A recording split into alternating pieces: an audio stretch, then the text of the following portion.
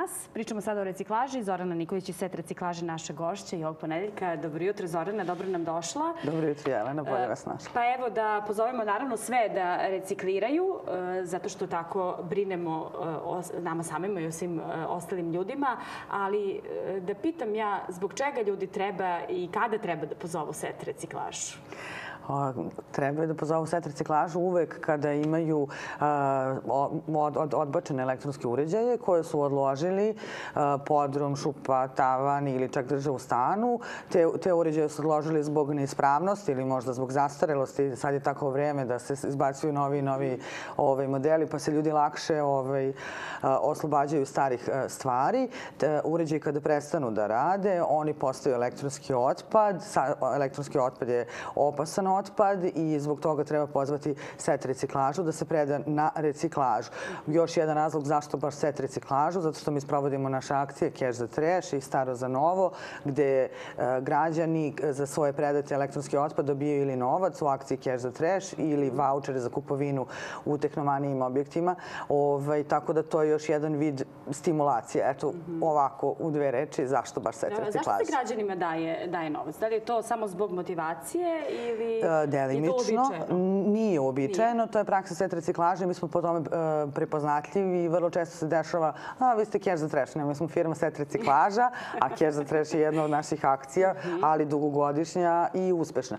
Pa mi kao građani nemamo regulisano tok otpada. Znači, zna se kako ide komunalni otpad ili kako ide kabasti otpad, ali ovaj elektronski otpad, koji opet pominjem je grupa opasnog otpada, mi nemamo i ko bi hteo da postupa u skladu sa zakonom, da se on odlože, da se razvrstava, da ide na reciklažu, prosto nemamo na višem nivou sistemski rešen taj problem. Prosto politika preduzeća Set reciklaže je da građanima se učini dostupnom, znači da mi dođemo na adresu, da preuzmemo. Naravno, uvek stoji opcija da građani mogu doći kod nas na Slanačkom putu 26 i da predaju svoj uređaj, ali veliki broj naših sugrađana nemaju tako mogućnost transportnog vozila ili sve ono što zahteva da vi utovarite jedan uređaj, jedan frižider ili tako sami. I to je jedno. Drugo, jeste ta motivacija kao i ta novčana nadoknada. Osnovni cilj je podići svest o štetnosti elektronskom otpadu, pa onda zatim o reciklaži, pa onda zašto je sve to važno i sve što nije sistemski uređeno, prosto negde mora da postoji neka nadoknada, neka animacija. Učinio sam nešto dobro i za sebe i za svoju okolinu, ali zašto kada već poštujem zakon, postupam u skladu sa zakonom, zašto ne bi bio i sa neke strane nagrađen?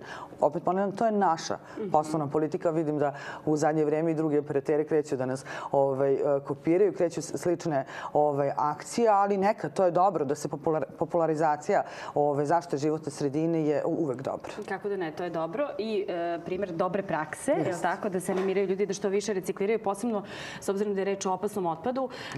I pojedinci, ali i kompanije i firme. Pa evo samo da pozovemo sve kompanije i one veće, ali i ova manja i srednja preduzeća da se jave Set reciklaže. Sa preduzećima uvijek čudna situacija, pošto su naše akcije isključivo za fizička lica.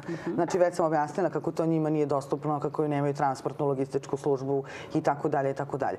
Pravna lica isto također imaju obavezu da recikliraju u skladu sa zakonom o upravljanju otpadom i nižim podzakonskim aktima i oni ne dobijaju novčanu nadoknadu. Znači, Cash za trash akcije su samo za građanstvo. Pravna lica kada rashoduju svoje osnovne sredstva, one od nas dobijaju dokument o kretanju opasnog otpada, potvrdu o preuzimanju na reciklažu i ispunjavaju svoju zakonsku obavezu. Sad će biti vrlo interesantan period, pošto je do 31. marta rok za predaju godišnjeg izveštaja Agencije za zaštitu životne sredine, a prošle nedelje sam na jednom panelu čula da je Agencija za zaštitu životne sredine samo u toku prošle godine podnela 5800 prijava zbog nedostavljanja izveštaja agenciji. Znači, to su godišnji izveštaji koji su dužni da dostavljaju svi koji su u svom radu generisali otpad.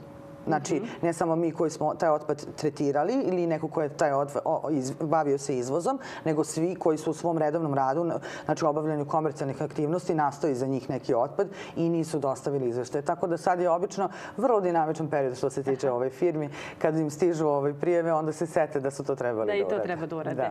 Dobro, možda će sledeći put uraditi na vreme. 0800-250-000 je broj na koji možete da pozovete Set reciklažu i čuli ste sva pravila. Dakle, prijavite otpad, oni dođu, uzmu otpad, dobijete i novac za to, učestvujete u akciji Cash za trash i brinite o životnoj sredini, kao što o tome brine Set reciklaža. Hvala Zorana mnogo. Hvala, Jelena. Vidimo se mi sledećeg ponedeljka.